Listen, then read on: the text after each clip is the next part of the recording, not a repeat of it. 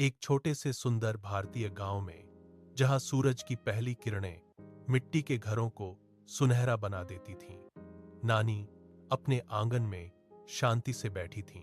वे बड़े चाव से अपनी प्यारी गाय को चारा खिला रही थीं। चारों ओर पक्षियों की चहचहाहट थी। तभी गांव का एक छोटा लड़का दौड़ता हुआ आया और उनके हाथ में एक पत्र थमा दिया। पत्र पढ़ते ही नानी का चेहरा पीला पड़ गया। उनकी बेटी बहुत बीमार थी और उन्हें तुरंत शहर जाना था। नानी ने अपनी लाठी उठाई, झोला टांगा और निकल पड़ी। नानी ने जंगल के रास्ते की ओर कदम बढ़ाए। जंगल बहुत घना और डरावना था। ऊंचे ऊंचे पेड़ों की घनी छाया में सूरज की रोशनी छन छन कर जमीन पर गिर रही थी। सूखे पत्तों पर नानी के कदमों की आहट गूंज रही थी। वे अपनी बेटी के बारे में सोचकर चिंतित थीं।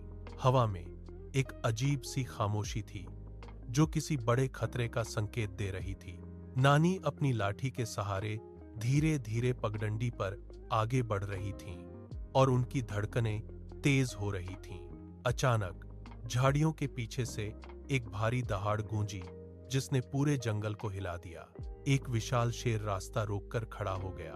उसकी आंखें अंगारे जैसी चमक रही थीं। शेर ने दहाड़ते हुए कहा, बुढ़िया, आज तो मैं तुम्हें खा जाऊंगा।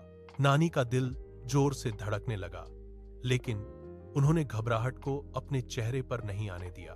उन्होंने लाठी जमीन पर टिकाई और मुस्कुराते हुए बोली, अरे शेर बेटा, मैं तो बहुत दुबली पतली हूं। मुझे खाकर तुम्हारा पेट नहीं भरेगा। मैं अपनी बेटी के घर जाकर खूब घी दूध खाकर मोटी हो जाऊंगी। फिर लौटते समय खुद तुम्हारे पास आ जाऊंगी। शेर ने कुछ देर सोचा और फिर सिर हिलाकर रास्ता छोड़ दिया। नानी तेजी से बेटी के घर पहुंची। वहां बेटी को स्वस्थ होते देख नानी की जान में जान आई। उन्होंने कई दिनों तक वहां आराम किया और अपनी बेटी के हाथों से बनी खीर, हलवा और तरह तरह के पकवान खाए। धीरे धीरे नानी तंदुरुस्त हो गईं, लेकिन जैसे ही लौटने का समय आया, उन्हें उस भूखे शेर की याद आई। वे चिंता में डूब गईं कि आखिर उस खतरनाक जंगल को फिर से कैसे पार करेंगी। तभी उनकी नजर घर के कोने में रखे एक बड़े लकड़ी के ढोलक पर पड़ी। नानी ने ढोलक का ढक्कन खोला और उसके अंदर बैठ गईं। बेटी ने ढोलक को जोर से धक्का दिया और वह पगडंडी पर लुढ़कने लगा। ढम ढम की आवाज करते हुए ढोलक तेजी से आगे बढ़ा। शेर वहीं बैठा इंतजार कर रहा था। उसने ढोलक को रोककर पूछा, ऐ ढोलक, क्या तुमने मेरी नानी को देखा है?